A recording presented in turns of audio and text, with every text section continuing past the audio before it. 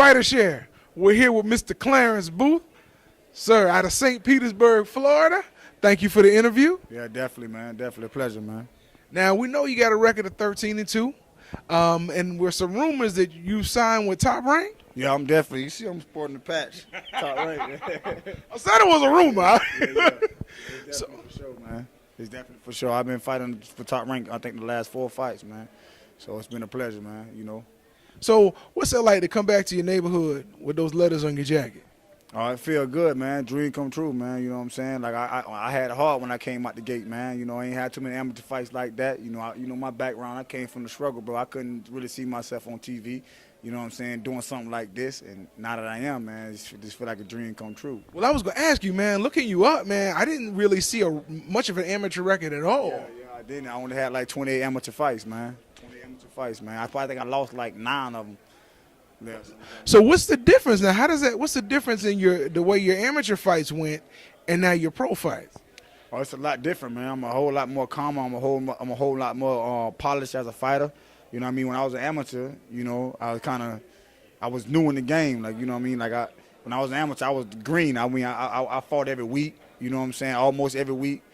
So, you know, I was learning on the job basically, and I'm still learning on the job. You know, I'm still, you know, trying to gather things together, keep my game tight.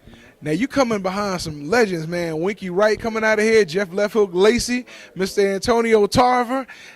Have these guys been able to get in their ear? Have they reached out to you? Yeah, I talked to matter of fact, all 3 of them. I'm not really familiar with Tarver like that, but Winky good friends, man. Winky know all the people that I know, you know what I mean? So we always connecting, man. You know, that's like big bro. And then Jeff Lacey, I done talked to Jeff Lacey a couple times too. You know, he all right. I don't really see him that much, but you know. But they've given you some good nuggets to go on. Yeah, always, man. You know, always, man. Me coming up out of the St. Pete, Florida, you know, they're like the big brothers in the boxing around here, you know. Now, I've been wanting to ask, when you sign with like a group like Top Rank, which has been around for a while, do you keep the same trainers, the same group, or do you kind of move on and grow into a whole new team?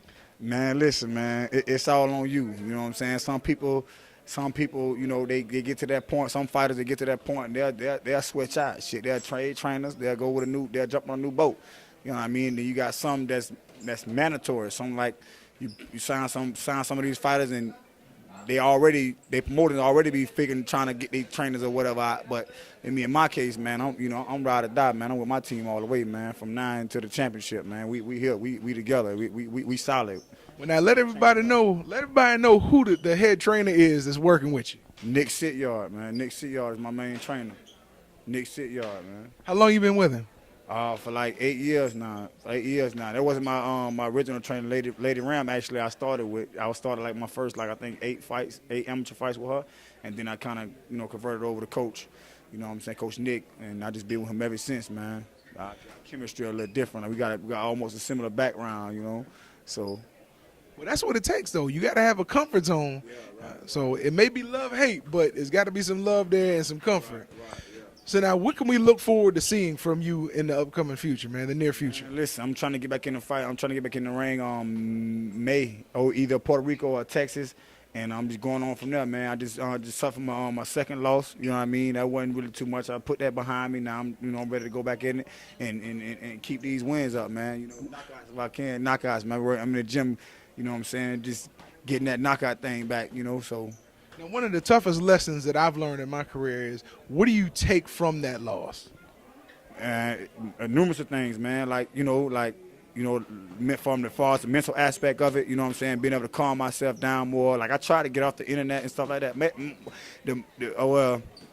For the most part, I did get off the internet, you know what I'm saying? But it was a lot of stuff that kind of like was going through my head, going through that fight, you know, mentally. You know, it being a big fight, it being the biggest fight of my life, you know what I'm saying? Stuff like that. I mean, I learned to just keep, you know, on that end, just to keep, you know what I'm saying, stay relaxed mainly. But as far as skill-wise, man, shit, man, you know, my mind wasn't right, so my punches wasn't right always, you know what I'm saying? So, you know, I just had a lot on my mind. That's a great lesson, though, Yeah, it was a man. great lesson, bro. I mean, like, it was a great lesson. Being in there with somebody like Saucedo, and I ain't gonna lie, I could have beat that motherfucker, man. You know what I'm saying? Excuse my language, but I could have beat him, bro. You know what I mean? If I had my head all the way right like I supposed to, I would have beat that dude. I was more skilled than he was, you know what I mean? He had a lot more experience than me, you know what I mean? But like I said, my mind wasn't all the way there. I wasn't able to capitalize on some of the things that I was, intended to do, you know what I mean? So, Well, I'm sure you'll see him down the road again, though. yeah, definitely, man. He gonna be a champion one day, man, and I'll be there to take all that shit, man. Now, how can we follow you on social media? Clarence Booth on Facebook, Son of St. Pete Instagram, Clarence Booth on Twitter. You know, that's me. Well, Champ, we look forward to following you. We love your career so far. Can't wait to see what's next big for Mr. Clarence Booth. Any shout-outs you want to give? Shout out, man, to everybody, all my fans, all my people that's been behind me since day one, man. You know what I'm saying? Still fight with me through this loss, whatever. You know what I mean? We ain't giving up here. You know, so a lot of people expecting me to, from my background, expecting me to back up a little bit, coming from that street life or whatever. But I ain't never gave up then. I ain't giving up now, man. You know, I gotta keep on going, man. I'm trying to feed them shouters, man. You know what I'm saying? So. Fight or share. Mr. Clarence Booth, the next champ. St. Pete ride. Thank you, sir.